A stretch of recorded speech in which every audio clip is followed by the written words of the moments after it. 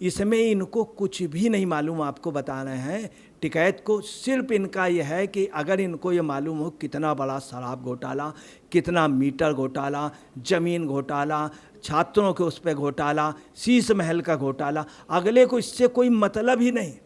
तो समस्या ये है कि इन्होंने एक तीर से दो निशाने किए। इन्होंने सोचा लाओ संजय सिंह का हम फेवर करें और मनीष सिसोदिया का करें, उधर आजम खां का करें। तो आजम खां के वजह से हो सकता हमें सपा से यूपी में मिल जाए, या सपा आप हमारे उसमें कॉपरेट कर जाए और हमको मेरठ बागपत कहीं पे सपा दे दे तो हमें आप भी सपोर्ट कर दे, तो और इधर हमारे जाट समाज हो जाएगा।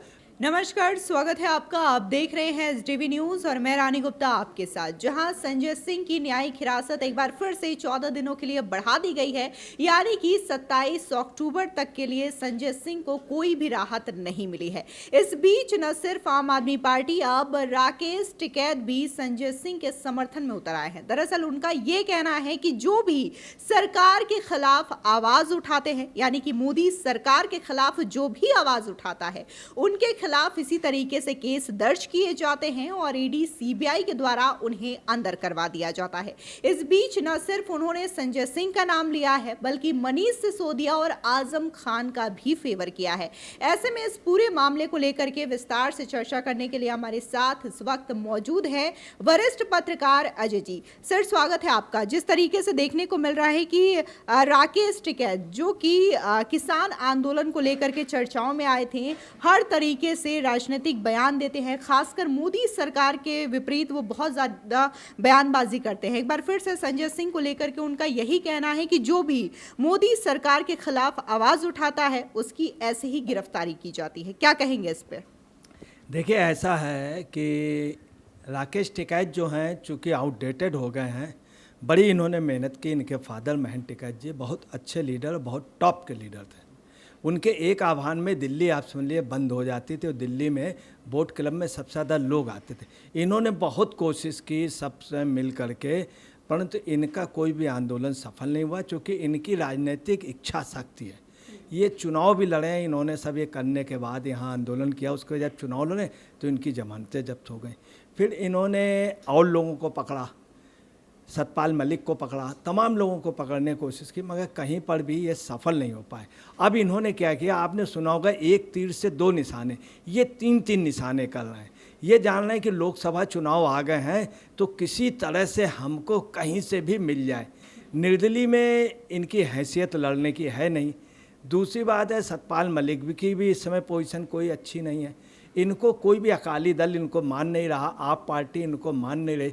तो इन्होंने सोचा इस समय कुछ काम करें ऐसा कि जिससे हम आप पार्टी के आस में आ जाएं, तो आप पार्टी हमको मेरठ बागपत या दिल्ली के आसपास नोएडा वगैरह में कहीं टिकट दे दे। दिल्ली में तो देग नहीं, और दिल्ली की हैसियत के भी नहीं, वहाँ ज़रा पढ़े लिखे लोग चाहिए, और केजरीवाल स्वयं में बहुत पढ़ा लिखा है। तो समस्या ये है कि इन्होंने एक तीर से दो निशाने किए। इन्होंने सोचा लाओ संजय सिंह का हम फेवर करें और मनीष सिसोदिया का करें, उधर आजम खां का करें। तो आजम खां के वजह से हो सकता हमें सपा से यूपी में मिल जाए, या सपा आप हमारे उसमें कॉपरेट कर जाए और हमको मेरठ बागपत कहीं पे सपा दे दे तो हमें आप भी सपोर्ट कर दे, तो और इधर हमारे जाट समाज हो जाएगा, तो हम निकाल जाएंगे। मगर इनके साथ ये है कि इनको कहते हैं सब लोग बेपेंदी का लोटा। दूसरा, तीन तीन चार चार नाव में चलते हैं तो होता है क्या, तीन तीन चार चार नाव में पैर रखने की वजह से ये नाव भी निकल जाती है और ये गिर पड़ते हैं, मगर ये पानी में नहीं, ये आपको बताएं दलदल में चले जाते हैं और पानी भी कम होता, ऐसी जगह ही हमेशा डूब जाते हैं। इनका शुरू से रहा। अब इन्होंने क्या कहा, संजय सिंह लड़ा, जो भी बोलता है इसमें कोई शक नहीं, संजय सिंह सरकार के खिलाफ बोला, ये सच है। पार्लियामेंट में बोला, ये भी सच है संजय सिंह की। मगर मनीष सिसोदिया तो कभी जिंदगी में नहीं बोला। वो तो शराब घोटाले में रहा, कभी इस घोटाले में रहा, कभी उस घोटाले में रहा। उसका काम तो था शराब के उसमें वहाँ होटल में मीटिंग कराना, उधर ये कराना। संजय सिंह का काम था कि अपने खास विवेक त्यागी को और उसको मिश्रा को वो कराना, पार्टनर बनाना। ये तो कभी भी नहीं रहा। तीसरा लिया आजम खां। आजम खां तो कभी केंद्र सरकार के खिलाफ बोला ही नहीं है। आजम खां आजम खान को सिर्फ ऊपर से चूंकि गाइडेंस थी, मुस्लिम वोट इकट्ठा करना था, इसलिए सपा के लोग अगले से बुलाते थे। खुद भी आजम खान सिर्फ एक सूत्री कार्यक्रम था कि किसी तरह से अपने नाम की यूनिवर्सिटी बनाओ, हम उसके डीन बन जाएं, बीसी बन जाएं, मेरी बीवी सरकारी नौकरी में करे और मेरा लड़का विधायक बन जाए, मैं सांसद बन जाऊं, जिसको भी मैं चाहूं मैं अपने चमचे को खुद बना दूं। खुद आजम खान सिर्फ इसमें रहा अपने लिए। यही वजह है कि आजम खान को हिंदुस्तान का मुस्लिम मानता नहीं है।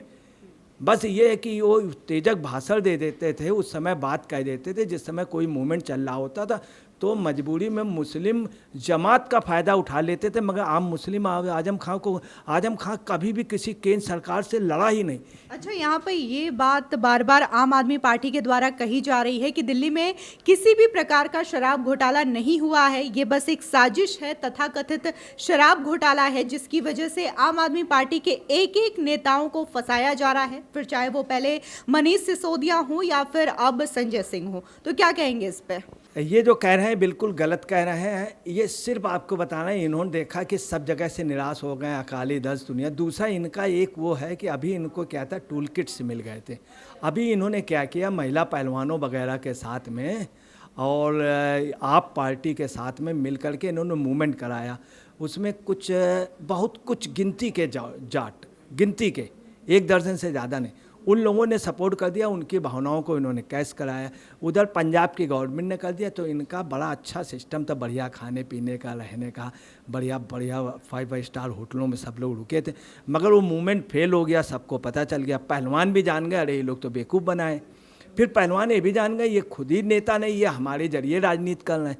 अब इन्होंने जब देख लिया ये, तो अब इन्होंने क्या किया कि मनी लॉन्ड्रिंग वाले इसमें इनको कुछ भी नहीं मालूम। आपको बता रहे हैं, टिकैत को सिर्फ इनका यह है कि अगर इनको ये मालूम हो कितना बड़ा शराब घोटाला, कितना मीटर घोटाला, ज़मीन घोटाला, छात्रों के उस पर घोटाला, शीश महल का घोटाला, अगले को इससे कोई मतलब ही नहीं। मनीष सिसोदिया का ले लिया और संजय सिंह का ले लिया और केजरीवाल का। अगला देख रहा है कि शायद केजरीवाल भी जेल चले जाएंगे तो सीटें काफ़ी खाली होंगे, हमको शायद मिल जाए। सिर्फ हम आपको बता रहे हैं, विशुद्ध रूप से ये अनोखे किस्म की चमचागिरी है और एक जाट पे कभी चमचागिरी शोभा नहीं देती है और कोई जाट कभी चमचागिरी नहीं करता है। ये इसीलिए जाट लॉबी से भी बाहर है, इनका सिर्फ पॉलिटिकल सोच है। और सिसोदिया उनके लिए कहा केंद्र सरकार को ने कोई खुद जान रहे हैं कि ये भी बहुत जल्दी जांच के दायरे में, इनके दोस्त भी सतपाल मलिक, अब ये कहीं के नहीं रह गए। ये मोदी की लॉबी में जाना चाहते हैं, उनसे चाहते हैं कि हमको कुछ मिल जाए, इनको कुछ मिलना नहीं। बीजेपी वाले कोई पद देने का कोई सवाल ही नहीं उठता है, लोक दल बिल्कुल नहीं देगी और सपा तो बिल्कुल देग नहीं। सपा ने भी इनको बाइकआउट कर दिया है और पहलवानों वाले मामले में भी इनको बाइकआउट किया गया सभी पार्टियों ने। इसलिए आपको बता रहे सिर्फ इनकी सोच है कि संजय सिंह, मनीष सिसोदिया और केजरीवाल जी वगैरह अगर कुछ कर देंगे तो शायद हमको हरियाणा, दिल्ली या कहीं पर भी इनको कुछ नहीं मिलना। ये निराशाजनक, चूँकि ये भी जेल बेल खेल के पाले में जा चुके हैं। फिलहाल इस पूरे मामले को लेकर के वरिष्ठ पत्रकार अजय जी ने अपनी राय रखी और आपकी भी जो राय हो हमारे कमेंट सेक्शन में ज़रूर बताएं। धन्यवाद।